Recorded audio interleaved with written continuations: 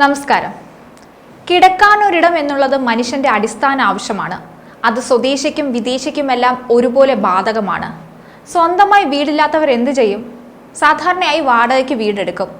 വിദേശത്ത് ജോലിക്കായി പോകുന്നവർ അങ്ങനെ തന്നെയാണ് ചെയ്യുന്നത്. വീടോ അപ്പാർട്ട്മെന്റോ ഒക്കെ വാടകയ്ക്ക് എടുക്കും. അതുമല്ലെങ്കിൽ ലേബർ ക്യാമ്പുകളായിരിക്കും ശരണം. ഒരുപാട് ബാധ്യതകൾ പ്രവാസികൾക്ക് വന്നു ചേരാറുണ്ട്. അതിലൊന്നാണ് വീട്ടുവാടക.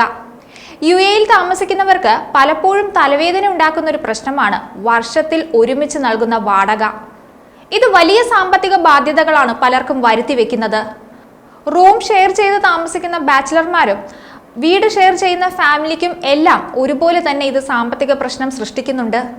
എന്തുകൊണ്ടാണ് വീട്ടുടമസ്ഥർ ഒറ്റച്ചെക്ക് പേയ്മെന്റുകൾക്ക് മുൻഗണന നൽകുന്നതെന്ന് ചോദിച്ചാൽ, ഒരുമിച്ച് വലിയൊരു തുക ലഭിക്കുന്നത് വീട്ടുടമസ്ഥരെ സംബന്ധിച്ച് സാമ്പത്തികമായി വലിയ രീതിയിൽ ഗുണം ചെയ്യുന്നുണ്ട്.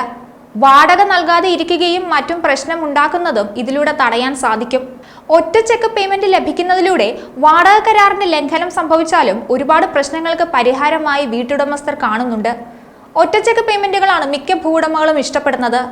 കാരണം ഇത് അവരുടെ വാടക വരുമാനം മുൻകൂറായി ഉറപ്പിക്കുന്നുണ്ട്. ചെക്കുകൾ ബൗൺസ് ആകുന്നതിനോ കുടിശ്ശിക വരുത്തുന്നതിനോ ഉള്ള സാധ്യതയും ഇതിലൂടെ കുറയുന്നു. ഒറ്റത്തവണ പേയ്മെന്റുകൾ പ്രോത്സാഹിപ്പിക്കുന്നതിന് വീട്ടുടമസ്ഥർ പലപ്പോഴും ഒറ്റയടിക്ക് അടയ്ക്കാൻ തയ്യാറുള്ള വാടകക്കാർക്ക് അല്പം കുറഞ്ഞ വാടക നിരക്കുകൾ നൽകുന്നുണ്ട്. എന്നാൽ വാടകക്കാർക്ക് ഇതുണ്ടാക്കുന്ന പ്രശ്നങ്ങൾ ചെറുതല്ല. ഒരു ചെക്കായി പണമടച്ചുകൊണ്ട് വാടകക്കാർക്ക് ആയിരക്കണക്കിന് ദിർഹം വാടകയിൽ ലാഭിക്കാൻ കഴിയുമെങ്കിലും അതുവഴി വരുന്ന സാമ്പത്തിക ഭാരം ആനുകൂല്യങ്ങളെക്കാൾ വളരെ കൂടുതലായിരിക്കുമെന്നാണ് പലരും സൂചിപ്പിക്കുന്നത്. മിക്ക വാടകക്കാർക്കും ഒരു വർഷത്തെ വാടക ഒറ്റയടിക്ക് മാറ്റിവെക്കുക എന്നുള്ളത് അത്ര എളുപ്പമുള്ള കാര്യമൊന്നുമല്ല.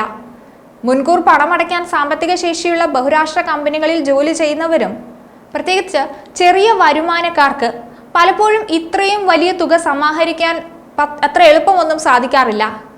പലരും വ്യക്തിഗത വായ്പകൾ എടുക്കാൻ ശ്രമിക്കുന്നുണ്ട്.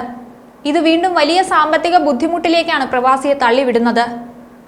ഒരു വാടകക്കാരൻ ഒരു വർഷത്തെ മുഴുവൻ വാടകയും നേരത്തെ നൽകിയാൽ, നേരത്തെ പറഞ്ഞ ഏതെങ്കിലും കാര്യം സംഭവിച്ചാൽ അത് വലിയ സാമ്പത്തിക പ്രതിസന്ധിയിലേക്ക് അയാളെ തള്ളിവിടും.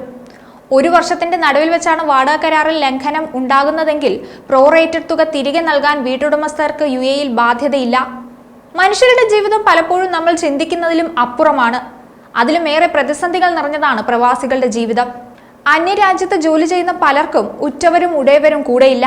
നാട്ടിലേക്ക് മാസം പണം അയക്കണം. മക്കളുടെ വിദ്യാഭ്യാസം, ജോലി, വിവാഹം, വീട്ടുപടി, അങ്ങനെ എണ്ണിയാൽ ഒടുങ്ങാത്ത അത്രയും ഭാരവും ചുമന്നാണ് ഓരോ പ്രവാസിയും വിമാനം കയറുന്നത്.